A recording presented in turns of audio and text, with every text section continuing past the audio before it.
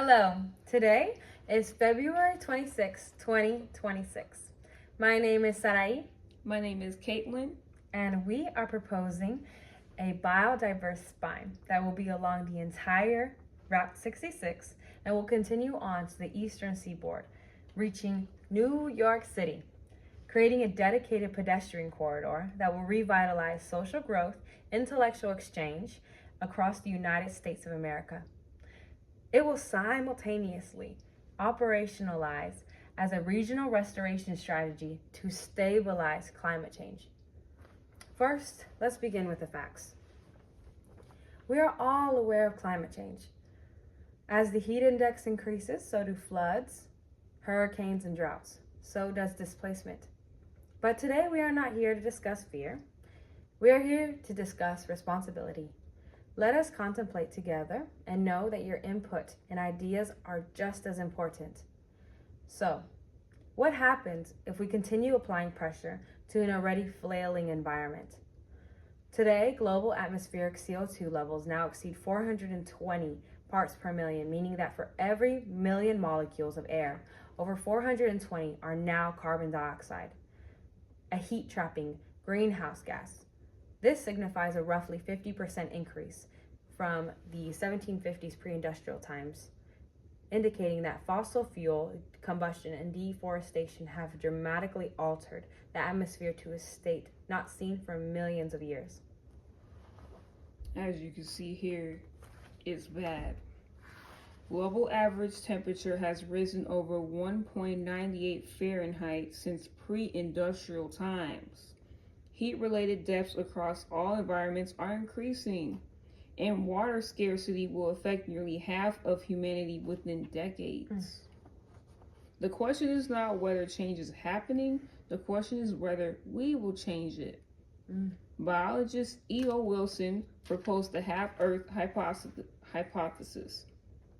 Roughly 50% of Earth's land must remain ecologically intact to prevent mass extinction. Not fenced off, but functioning ecosystems. So as you can see, this is biodiversity, and this is basically the definition of it. Biodiversity means using lots of plants and animals together. Not separated, but literally together. Biodiversity is not just about percentages for that reason. It's about connectivity, reduced fragmentation, and water system integrity, such as soil health and corridors linking habitats. A small isolated park in the city is not enough for animal life to flourish. It's not. Our urban zones must include green infrastructure. All these beautiful greens you see, this is what you need to see. You're right. A garbage patch twice the size of Texas, as you can see here, is floating in the Pacific Ocean. It's way bigger than California, and it's way bigger than Texas combined, which is why it's called the Great Garbage Patch, because it's literally great in size. And I can't believe that it reaches across the ocean all the way to Hawaii. That's how far it is. Terrible. Cities surrounded by functional rural ecosystems will actually align with landscape ecology theory. What we must remember is shared space and equitable transportation is necessary preconditions for cultivating a universal moral and intellectual flourishing society, as well as this will combat systemic inequality. We will illustrate this plan in steps by first beginning with what we as humans need to thrive, and then we will discuss solutions for the health of our home earth. To base our society on an advantageous foundation for its people, I am going to introduce a gentleman from 1861, John Stuart Mill, who wrote Utilitarianism. Utilitarianism. Mill believed that the promotion of pleasure and the prevention of pain was the reason for every decision man made. Pleasure is an end in itself. It encapsulates the reward without any further striving action. Pleasure is enough. There are two types of pleasures, higher and lower. Higher is intellectual moral stimulation that requires social engagement and growth to be maintained and will grant the person deeper and longer happiness. Lower is purely physical, reactionary sensuality, and it's instantly gratifying. That would set up a person for a constant renewal, since this type of happiness is fleeting, but it is lovely. And I must mention, if higher capacity is not interacted or reciprocated, then it will be lost, and that person will engage in lower pleasures for happiness. To be fulfilled in ways that are not carnal, we must design opportunities for higher interaction in society. A million society, if you will. To serve as a cornerstone of moral behavior, Mill says the golden rule of Jesus of Nazareth, such as to do as you would be done by, and to love your neighbor as yourself. This constitutes the ideal perfection of utilitarian morality. With this leading our ethics, we will idealize an intellectually increasing society that will integrate every and all cultures, ages, abilities naturally from the simple fact that it is available to all. Our current state of affairs maximizes comfort over everything. In a million society, our high facilities will be cultivated through accessibility to share with others. Let us present Million Commons. Imagine any four-way road. Block off a street on either side and make it a pedestrian civic corridor. Foremost, for a million society to excel, we must include economic pathways such as civic apprenticeships, youth advisory boards, recognition practices, and skill building, or else the progress for growth will be hollow. The civic corridor is not a fixed district, but a modular civic framework. Final programming shall be determined by the City Council in consultation with residents, ensuring alignment with local economic, cultural, and ecological needs. Million Commons will be for shared stewardship and collective benefit. A comprehensive amenity framework will be provided so the cities can draw from, and all final decisions will be made by the residents of the city. That makes it a democratic and adaptable, allowing for individuality and participatory governance to be a pivotal part of society, as Mill would agree. Now, I understand that these commons will require a vast amount of beautifying the public space. As you can see, we have a lot of flowers, and we have lots of trees, lights. Very hospitable. Yes. That being said, a creative proposition to include the people on the sidelines of society. Homeless, disabled persons, mentally unstable individuals, people with substance abuse disorder, previously incarcerated people. Their labor would be absolutely well received, and of course they would earn profit because they need to survive. No exploitation. No explanation. Their inclusion would be a smoother welcome because we as a majority would cultivate community support and growth in those very same million commons. Not to mention our own national struggle with mental health will find solace in companionship, opportunities with healthy neighborly mentors, prison reform into ecological restoration workforce, homeless job training and swell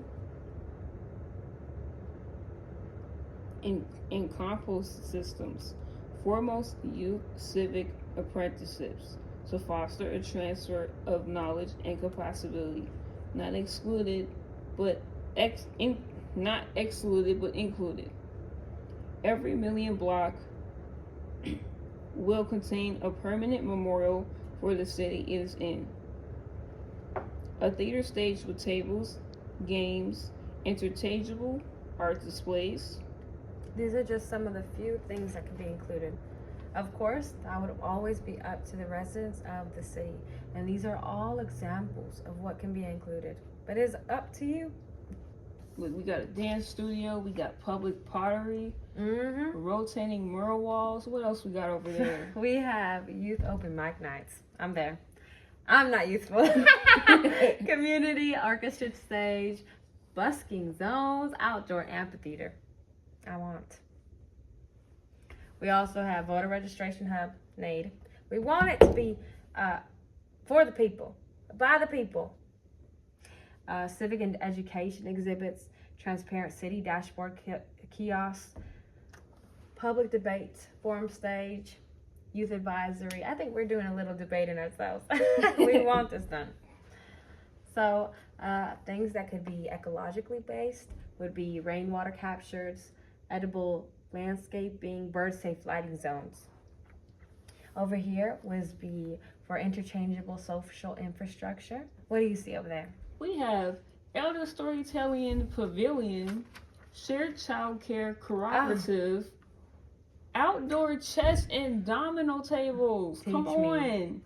Public exercise equipment. You can stay fit and have fun at the same time. Walking clubs meetup node. Community kitchen nights. Don't you love to eat? I love to cook too. Okay. Teen mentorship lounges. Quiet reading garden. Sensor-friendly design zones. Beautiful, ain't it? It can happen. Mm-hmm. Other great examples, cooperative retail strip. These will be for hybrid commerce. This would be for car accessibility. There would be a food truck loop, mandatory. Community supported agriculture pickup point. And then we have education and knowledge over here, such as an outdoor classroom, lecture line, mobile library hub, Skillshare bulletin board, public science exhibit zone, urban planning display gallery. Hello? Student research showcase space for us art students and people who love art in general. Anyone can do art. Absolutely.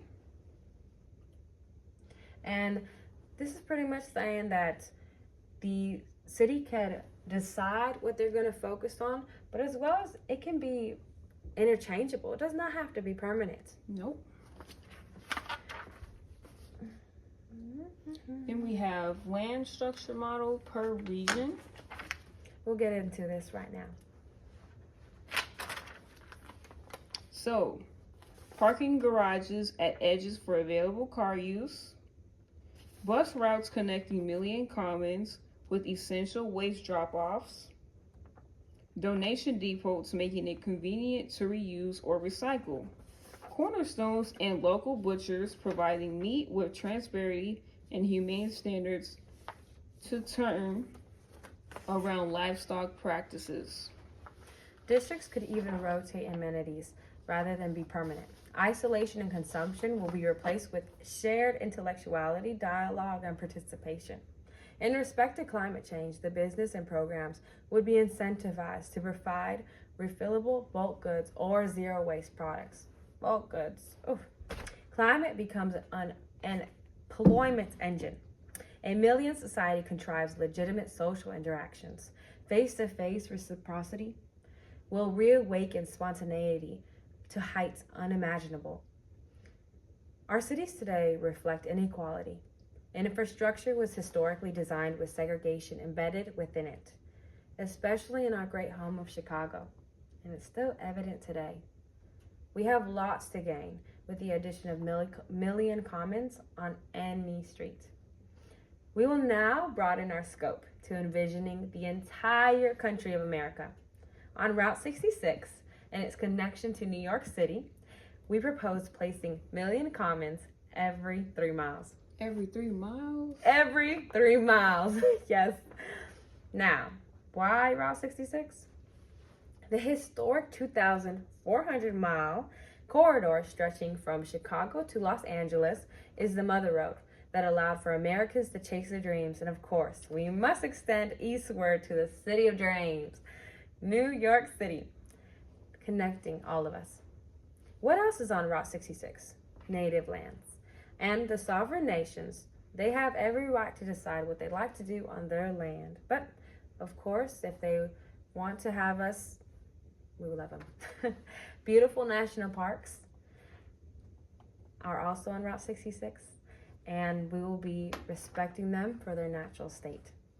Along Route 66, compact settlement will be introduced to help resolve the housing crisis with multi-generational home planning, while also increasing ecological productivity and economic stability. This plan will allow for economic resilience since locality and convenience will be embedded. This plan for Route 66 can be reimagined not only as a pedestrian corridor, but for transportation as well, such as a high-speed rail and a biodiversity spine, where animals know they are entering human settlement, or nearing it at least. Now we must keep in mind that an animal cannot understand signals like we do, but they do understand subtle sound frequency shifts, plant species shifts, light temperature changes, ground texture change, and they also notice vertical markers such as posts, trees, and hedges. We will communicate with habitat language, teaching them predictable patterns instead of forcing chaotic encounters.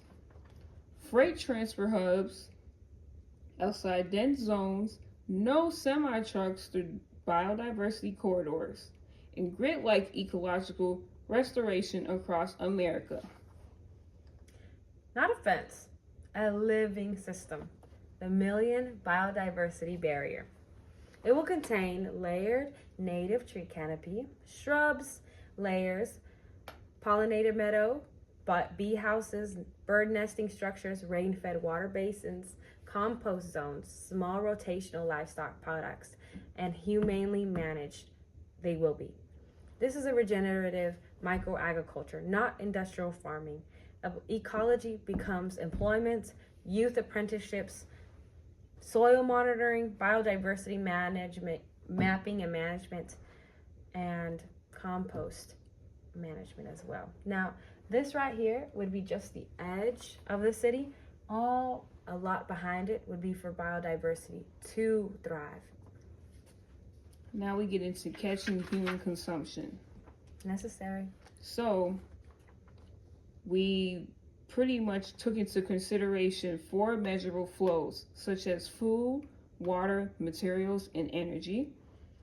And public dashboards show carbon dioxide, soil carbon, water use, energy production, and pollinator index. Consumption aligns with regenerative capacity. So, that being said, waste becomes a resource. Food waste turns into compost, so you can grow these beautiful gardens that you can see. Gray water goes to wetland filtration. Construction debris goes to repair hubs. Energy caps per block encourages awareness. When limits are visible, behavior adapts. Now, when considering pilot cities, I personally endorse Joliet, Illinois.